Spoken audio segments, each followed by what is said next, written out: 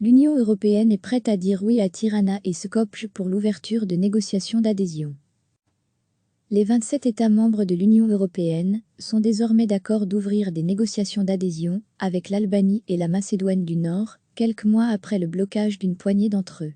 Les ministres des Affaires étrangères de l'UE ouvriront mardi à Tirana et Skopje la porte de la salle d'attente de l'Union. Le Conseil, États membres, s'apprête ainsi à rejoindre la position de la Commission et du Parlement, gagnée depuis longtemps au lancement du processus de négociation avec ces deux petits pays des Balkans occidentaux.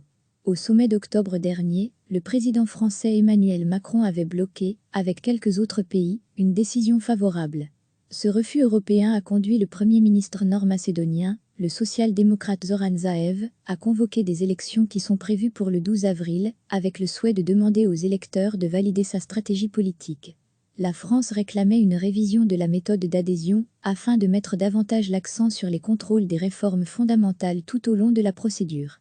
Une nouvelle approche, formulée il y a quelques semaines par la Commission européenne, a fini par convaincre tous les États membres.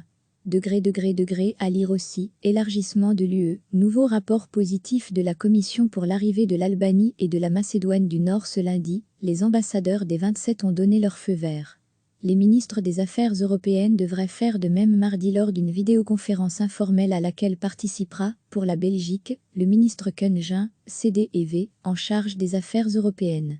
L'accord sera ensuite soumis aux chefs d'État et de gouvernement, qui devront donner mandat à la Commission européenne de préparer un cadre de négociation. Ce cadre de négociation devra être entériné lors d'un sommet européen, et une date sera alors décidée pour l'ouverture des négociations. L'accord trouvé lundi redonne toutefois espoir aux deux pays candidats. Mais la route sera encore difficile et incertaine pour l'Albanie, car l'Allemagne et les Pays-Bas ont exigé de Tirana des réformes à accomplir avant l'ouverture formelle des négociations.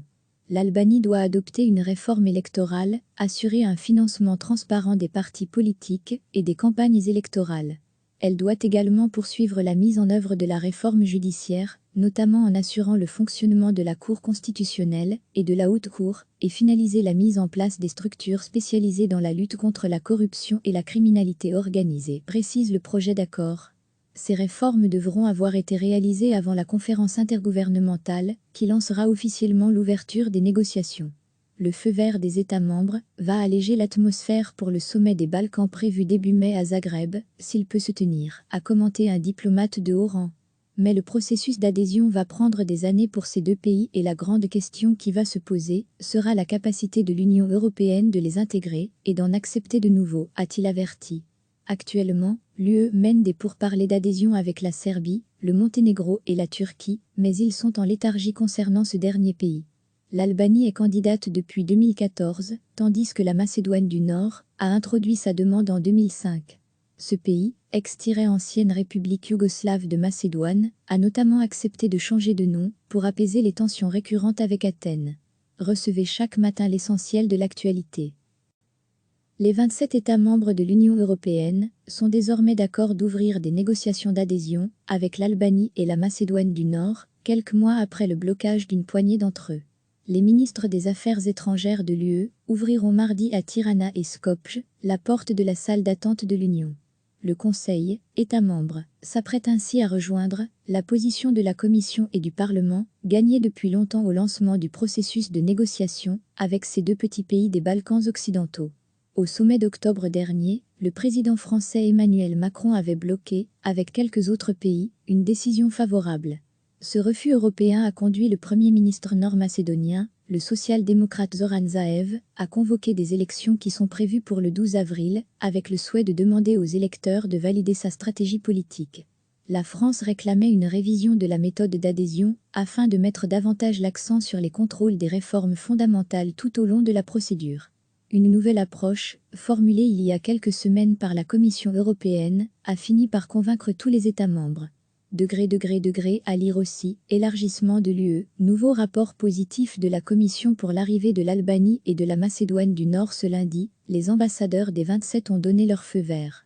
Les ministres des Affaires européennes devraient faire de même mardi lors d'une vidéoconférence informelle à laquelle participera, pour la Belgique, le ministre Koen, CD&V, en charge des affaires européennes. L'accord sera ensuite soumis aux chefs d'État et de gouvernement, qui devront donner mandat à la Commission européenne de préparer un cadre de négociation.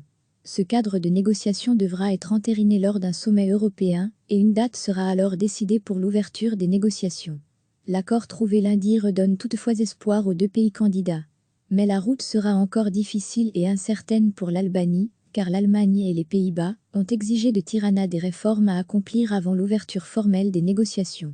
L'Albanie doit adopter une réforme électorale, assurer un financement transparent des partis politiques et des campagnes électorales. Elle doit également poursuivre la mise en œuvre de la réforme judiciaire, notamment en assurant le fonctionnement de la Cour constitutionnelle et de la Haute Cour, et finaliser la mise en place des structures spécialisées dans la lutte contre la corruption et la criminalité organisée, précise le projet d'accord. Ces réformes devront avoir été réalisées avant la conférence intergouvernementale, qui lancera officiellement l'ouverture des négociations. Le feu vert des États membres va alléger l'atmosphère pour le sommet des Balkans prévu début mai à Zagreb, s'il peut se tenir, a commenté un diplomate de haut rang. Mais le processus d'adhésion va prendre des années pour ces deux pays et la grande question qui va se poser sera la capacité de l'Union européenne de les intégrer et d'en accepter de nouveaux, a-t-il averti. Actuellement, l'UE mène des pourparlers d'adhésion avec la Serbie, le Monténégro et la Turquie, mais ils sont en léthargie concernant ce dernier pays. L'Albanie est candidate depuis 2014, tandis que la Macédoine du Nord a introduit sa demande en 2005. Ce pays, ex-ancienne République yougoslave de Macédoine, a notamment accepté de changer de nom pour apaiser les tensions récurrentes avec Athènes. Cliquez sur s'abonner pour recevoir les dernières nouvelles.